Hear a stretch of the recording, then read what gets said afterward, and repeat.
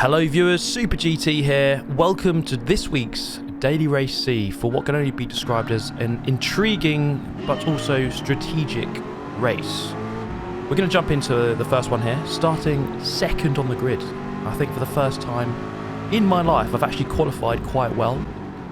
So we're going to jump in for 10 laps around the famous American circuit.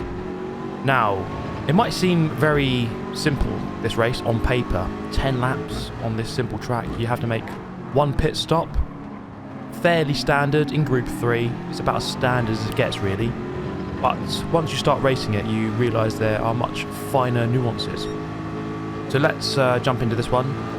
Bit of bump drafting from the guys behind. And this one really revolves around the fuel strategy and trying to be as economical as possible. Well, we'll see. That's not always the case, but that was largely the case here as we go into this first race. Now, at the front, we've got Key 25, of course. We're going to try and stay in the slipstream of him. And by doing so, as you can see on the bottom right, we are saving some fuel. Now, as I cross the line there, with 89% fuel, that kind of means I'm using a little bit more than 10% per lap, which means I won't quite make it to the end. We'll have to fuel at this rate. We'll add some fuel in the fuel stop. And this is lap number 3. Keeping up with Key. So this was the surprise for me. I had some decent pace around here. Key is a quick player. There's no question about that. Oftentimes, I'm not keeping up with him. But today I am in Daytona. We, of course, have the banking. Lots of flat-out sections. And therefore, if you remain in the slipstream zone, then you're all good. You kind of remain there. As we are doing right here. Plus, of course, the bump drafting from behind, which is always very useful. I decided here, you know what? I'm not going to stay behind. I'm going to go for the lead. That's kind of the objective of racing. Although, interestingly, around this track, when you're trying to save fuel, sometimes remaining behind can actually be the better solution. So racing this one a lot of the time with the fuel map on the bottom right of the screen, just to try and save fuel every now and then. I think the main strategy is really through the slow corners to whack it into maybe setting 3 and then back to 1 by the time you get to the straight line sections or the flat out sections. So this was an interesting position to be in. I mean, first place, who would have thought it? Now, the reason why this is interesting is because I'm dictating the pace of the race, so I could drive deliberately slowly to save more fuel, or I could try and break away and use more fuel. It's just one of those things. So at the moment, given this is my first race, I'm not really exactly sure how to play this. It seems as though I am beginning just to edge slightly clear. However, it's always really difficult to get a good margin here, given the length of the straight and therefore the slipstream assistance to the cars behind. Also, Key is using the Peugeot VGT, which, as he just drops away on the exit of the bus stop, does seem to be a very quick car in a straight line. The full GTs may be a little bit better in the infield section of the track. However, the Peugeot seems to be better on the oval section. He's actually just reeled in that gap from about 6/10 back down to 2 on the length of that straight. Kind of gives you an idea of the prowess of that Peugeot. Plus a bit of slipstreaming, plus a bit of bump drafting from the car behind. And just shows you that it's really difficult to pull away and get clear of the pack if you are in the lead. So how about this fuel situation? Lap number 5, coming towards the end of it now. I'm on 53%, so nearly halfway into the race and nearly half the tank used. As Key now goes for the lead, I decide to go into lean mix 6 for a split second, just to let him go past. Sometimes it's not worth fighting, especially on the outside, into the bus stop, on the exit, almost losing control. And unfortunately enough for me, just about going wide as I slowed it down there. Really easy to get a penalty on the exit of the bus stop chicane. Half a second penalty. Interestingly, the penalty zone is just before the pit lane. So if you do get a penalty, you might as well not carry the momentum down the straight and jump into the pit lane instead. So we're not going to change the tyres. I'm not going to refuel either. So this is a bit of a risk. I've got 49% of fuel remaining. And actually, because you cut off a bit of the track there as you come out of the pits, I've got about 49% of the race left. That's a very rough estimate. But it could be right. I mean, we'll see. Long-term Super GT viewers will know the pain that I often go through in terms of fuel saving and how often I run out of fuel. So the leaders come into the pit lane, 11, 7 and 9% of fuel remaining, so they're going to have to put in a bit more at this pit stop. So this is an interesting moment in the race. Heaton goes around the outside, Zach gives me the bump draft. This is a very important moment in the race because of the different strategies between myself and the leaders. Got to really get this lap quite good. And here's the converging point between the cars coming out of the pit lane. There they are on the left hand side. We're going to jump up the inside of a couple of them. The Norwegian driver going a little bit wide there, so we're going to jump back into third. So Key has remained in the lead. Look how close it is just behind. Shadow 977 has done a really good job of fuel saving and has jumped up into second. So that kind of just gives you an idea of the strategy of this race, how you complete the early laps, and then it's really determined in the pit lane how much fuel you have to put in, and therefore how much time you lose in the pits. So it looks like Key has just gained a little bit there. Shadow's certainly gained quite a lot, and I've just lost maybe a second or so, and now I'm down in third, just trying to keep up with the top two, but I'm just not quite in the slipstream range. How about through the bus stop? Can we get a good bus stop here and try to get into slipstream range? I think I've just about done it, but not quite actually. Not quite got into the right range. So on the last lap, we kind of alluded to the issues I have with fuel saving. I've only got 7% of fuel left. Not that it matters, because we're going to get clattered into from behind and go down a couple of positions. Not sure what happened there. I'm guessing Zach just misjudged the braking zone, and we're going to lose 2 positions and maybe 2-3 seconds as well, which is an unfortunate ending. And now I can just kind of just cruise to the end. You see Zach here serves his penalty. Thankfully just gives me a bit of a bump draft before, because I've run out of fuel by this point. And ultimately, after 10 laps of racing, going to cross the line without any fuel in 5th place. For my first race, that's not too bad. I think we can refine our fuel saving a little bit and we can come back. So I wanted to cover my time trial attempt here because I felt like I had a decent time. Now, to begin with, I wasn't having a good time at all. As you can see, getting the first corner wrong, getting the bus stop wrong. The bus stop is such a nightmare, and it's so pivotal to a good lap time around here. And so you have to get it right. So we're going to go through 2 laps here, just to give you an idea. So this final white line on the track is basically your braking reference for this first corner. So you brake just after you go past it, and it should see you into this first corner. I do go a little bit wide, but you can see it gives you a rough idea. Into this left, and then into the right of the horseshoe, over to the left, onto the brakes. Really keep it into the apex. Coast middle of the corner to get the rotation. You can go beyond the white line there. Just use all of the tarmac available. And then you've got this far sweeping left, should be easily flat out. Use a bit of the curb. Then through here, you can see where that car is situated, the Ghost. There's a little mark on the left hand side. And that's pretty much where you want to start braking for this corner. Carry the brake all the way into the apex, then release it for a bit of coasting to get the rotation, then power out on the exit. This one, you see where the car brakes on the edge, on the beginning of that tarmac. That's a good braking point for this corner. And then just release the brake, turn in, bit of coasting, then back on the power. Really crucial you get on the power smoothly here, otherwise the car will try to break away from you. As we now head round to the bus stop, the most feared section of the track, for me at least. Brake in pretty much just onto this banner thing here, or just before the white line, roughly about 150 metres before the corner, halfway between 1 and 2 marker boards. And then just running the track limits as much as possible. Let's take a look at that again.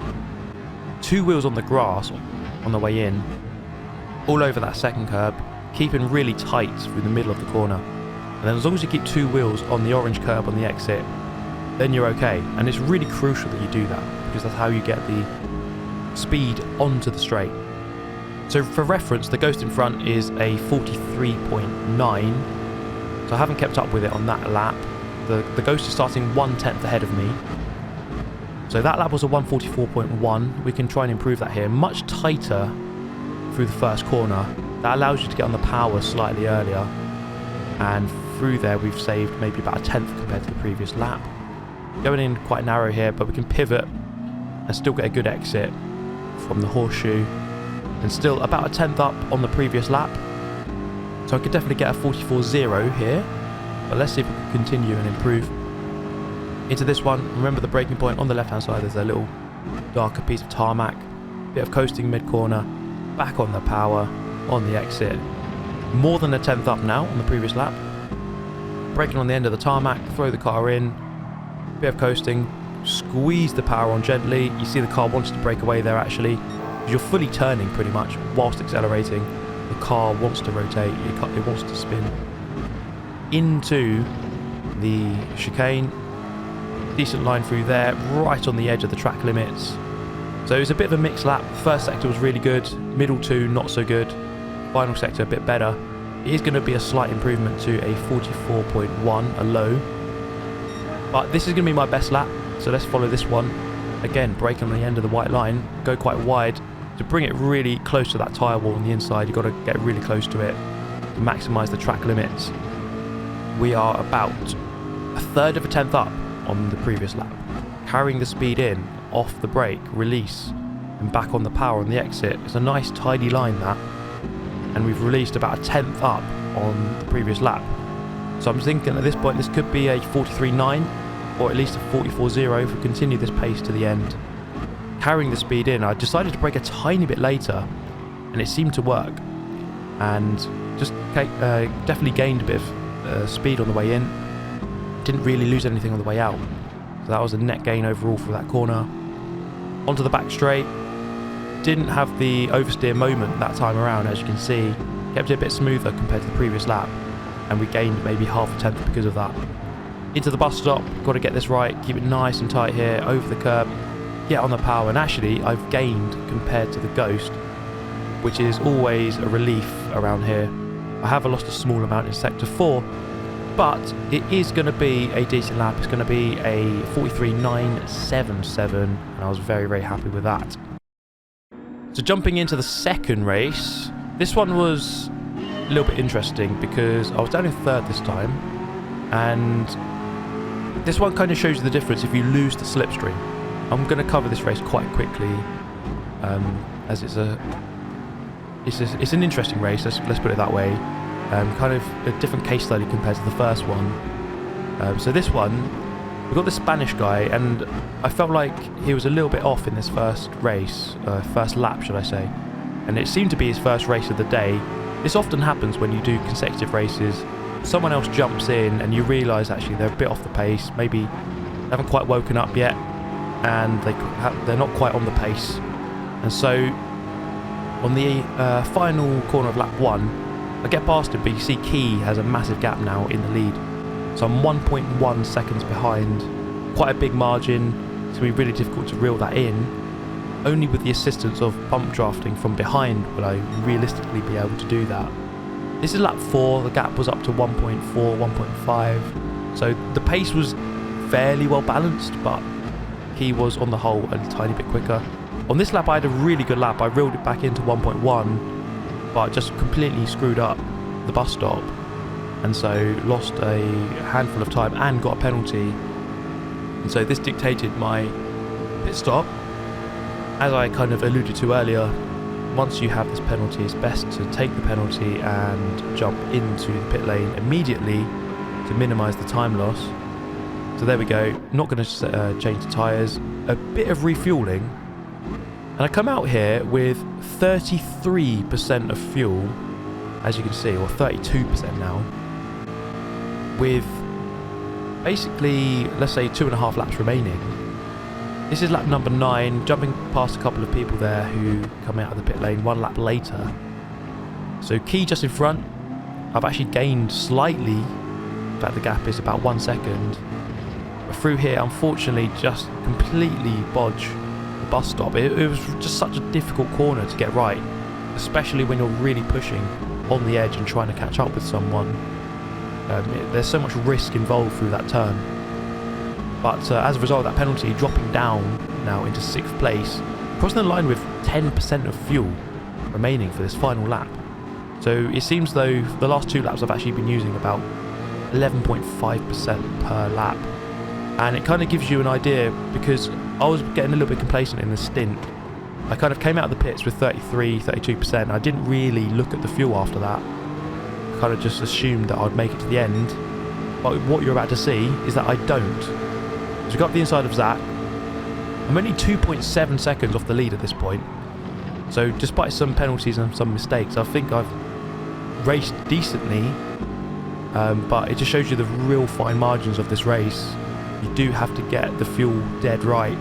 Otherwise you do just begin to lose 1 second, half a second, 2 seconds. And here, on the straight, you use up so much fuel, you burn through it really quick. And I've actually run out before we even get to the penalty zone. So as before, we're going to roll across the line and eventually finish in 7th. Ooh, okay, race 3. Look who's back, guys. Momos is on the grid. Oh my goodness, I'm on pole position. We've got another opportunity here. At the front, it's not going to be easy because of the lack of fuel save, and as weird as that is to say, but let's jump in. Okay, 3rd attempt now, and surely we can get this one right. Normally it takes me a couple of attempts just to really iron out the mistakes and really just learn the finer nuances of the race. So, okay, pole position this time. I mean, the 43.9 was genuinely a decent lap. I was quite pleased by it. I mean, not to blow my own trumpet there, but I was happy with that lap. And clearly it was paying dividends because it was putting me in good grid positions for the race. Now this was quite a competitive race, so the grid was always going to be quite close. Let's see if I went on at peak time. Maybe that time would only be good enough for 5th or 6th on the grid. But I'll take it. I'll take a pole position whenever I can, because I don't get too many of them. Now, this one is going to be a little bit different. First 2 races, I was always chasing. I was always hunting someone down, trying to get into the slipstream, trying to save fuel that way.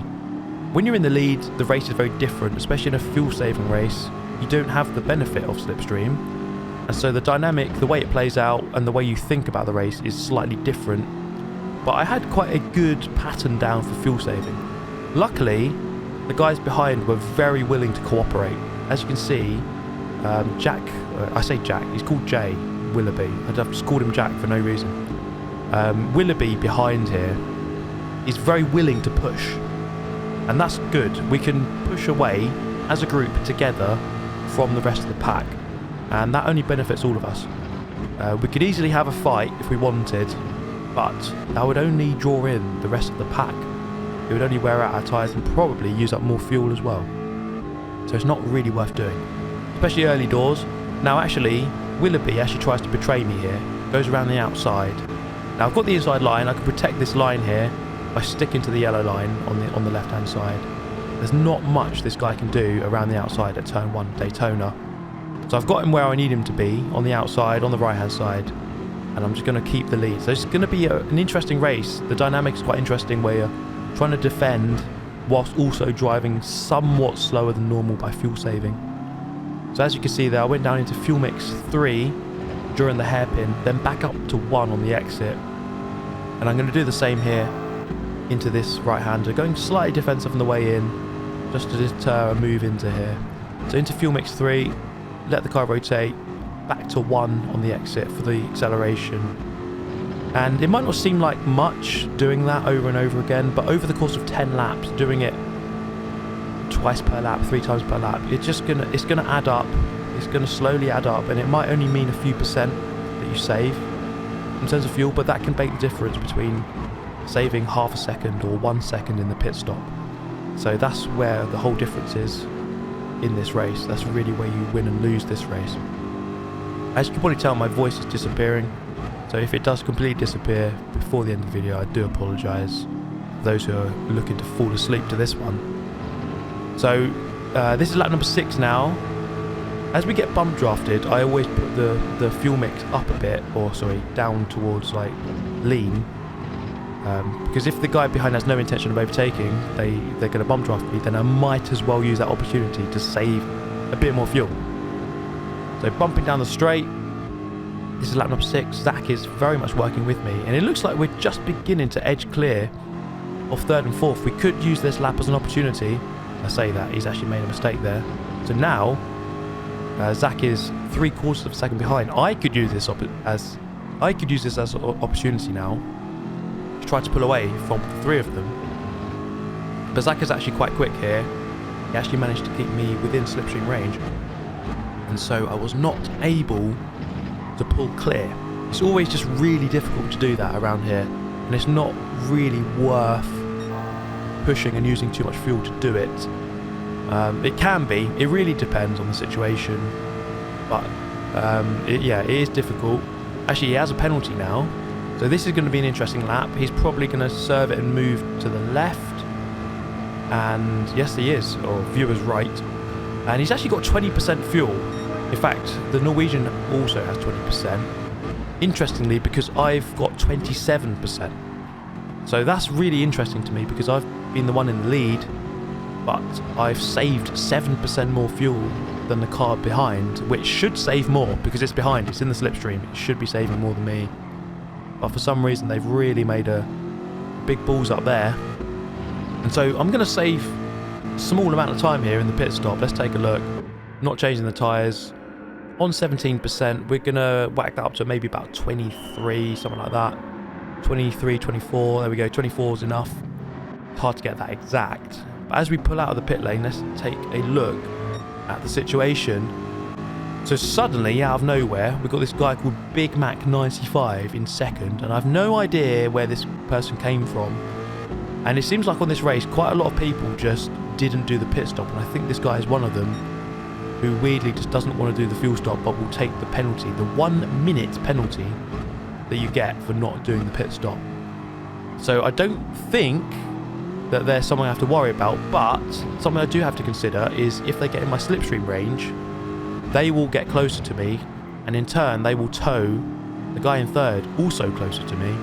So I don't really want to give them slipstream, if at all possible. So with the gap of 1.1 now down to 0.9, we move on to the final lap of the race. It's been a weird one. Sat towards the front of the race pretty much the entire time, looking backwards quite a lot. But now, Zach behind has got some decent speed. He's got the fastest lap in the race, the 44.5. And now, it's really up to me to make sure I do not let this guy into slipstream range. He's 0.8 seconds behind. But we've said it a few times here, Daytona ends the lap with two very long full speed sections with a bus stop chicane in the middle. And should this guy get into the slipstream range, then it could be game over for me. I've seen many races here change right on the finish line in terms of the result. So it's never a given that you're going to win the race when you're in the lead on the final lap.